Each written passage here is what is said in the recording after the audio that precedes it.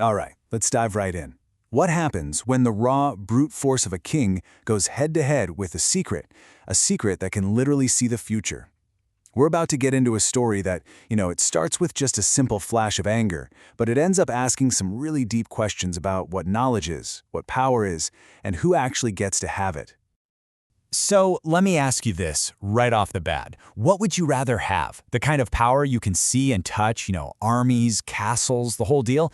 Or a secret, something invisible that lets you glimpse what's coming next? Which one is the real power? That single question, well, that's pretty much the core of this entire story. Okay, so let's set the scene. This isn't just a simple story about a king and some holy men. I want you to picture a quiet riverbank. It's here that two completely different worlds are about to crash into each other. You've got one world, the kind of power you can see and feel. It's loud, it's forceful, it demands your respect. And then, you've got something else, something silent, invisible, but commanding a totally different, much more mysterious kind of respect. I mean, just look at how mismatched this seems. On one side of the scale, you've got the king. He's the poster boy for absolute power, right? He's got it all. The army, the laws, the whole kingdom. And on the other side, you've got 4 Brahmins. What do they have? No weapons, no soldiers, nothing but their daily rituals and this one single piece of secret knowledge. Something you can't even see, let alone weigh. You know how every huge conflict has that one tiny spark that sets it all off? Well, in this story, that spark is something almost ridiculously small. Picture it. We're at a riverbank. Everything's calm, it's just a normal day. But a single sharp sound is about to kick off a chain reaction that puts a king's massive ego right up against a claim that just sounds completely impossible. So here's how it all goes down, step by tiny step. A Brahmin is just finishing his morning rituals. He slaps his wet clothes on a rock to dry them out. Thwack! That's the sound. And that one sharp noise startles the king's pregnant horse. Now the king, maybe he feels a little disrespected. His authority challenged in this teeny tiny way. He reacts purely on impulse, pure ego. He just raises his whip and strikes the horse, hard, right on its pregnant belly. Just a flash of anger, but it's one that's about to have some unbelievable consequences. And this is where the whole story just pivots. The king probably thought, okay, that's done, incident over. But oh, he had no idea who he was messing with. One of the Brahmins, totally unafraid of this powerful king, steps right up. And he's not just there to complain, he's there to make a claim so specific, so out there, that it just has to sound like pure madness. Can you just imagine this scene? A regular guy looking a king dead in the eye and saying this, "Your whip has blinded the right eye of the foal within the womb." Just think about how precise that is.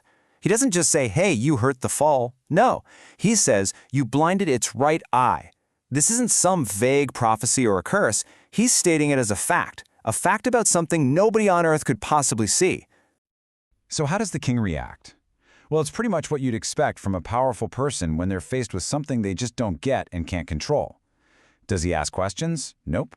Does he investigate? Of course not. He just sees it as an insult, right? A total mockery of his authority. So he does the only thing he knows how to do. He uses force. He has all 4 of them arrested and chucked in prison. And in his rage, the king makes a bet. And the stakes, well, they couldn't be higher. He basically says, if you're wrong, you all die. But if you're right, I'll give you 100 of my villages. Now, how do the Brahmins respond? They accept. Instantly. For them, this isn't a gamble. It's like they've already seen the answer key to the test. Their confidence is just absolute.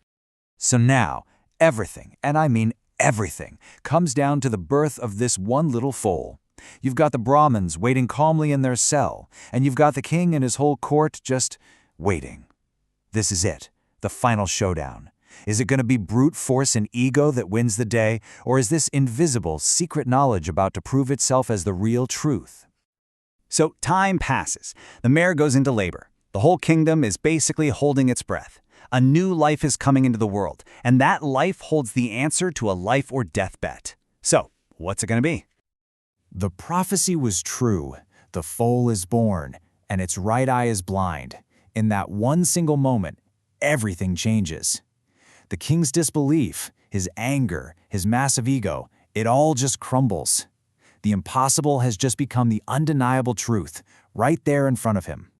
And the king, he doesn't just keep his promise, he's totally transformed by this. His anger just melts away into pure awe. He frees the Brahmins right away, honors the bet, and hands over the 100 villages. But this isn't just about paying up. It's an admission, a realization that there are powers in this world that are way, way beyond his control. But hold on, the story's not over yet. Because now the king is no longer this arrogant ruler. He's a humble student.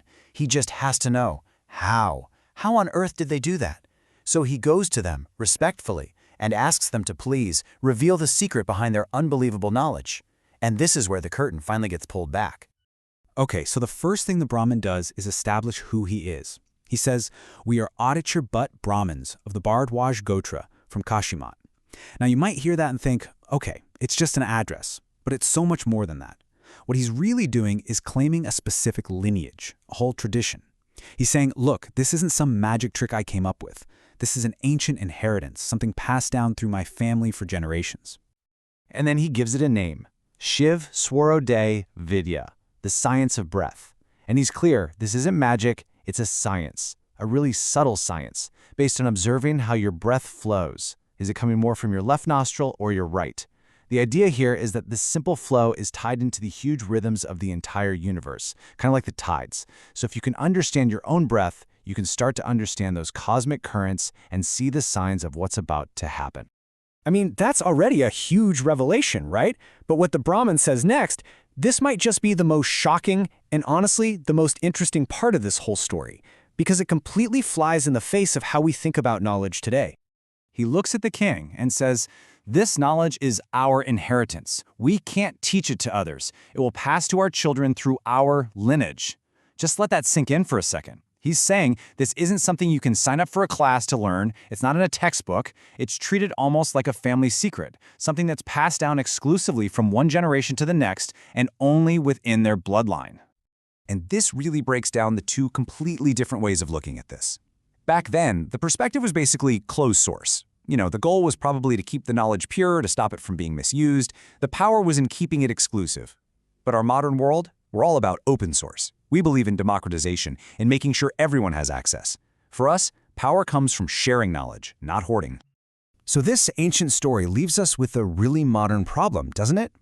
On one hand, you could argue that keeping knowledge this powerful private makes sense. I mean, what if it fell into the wrong hands? But on the other hand, you're denying all of humanity this incredible tool. So we'll leave you with this to chew on. When world-changing knowledge is kept secret, who really benefits and who pays the price?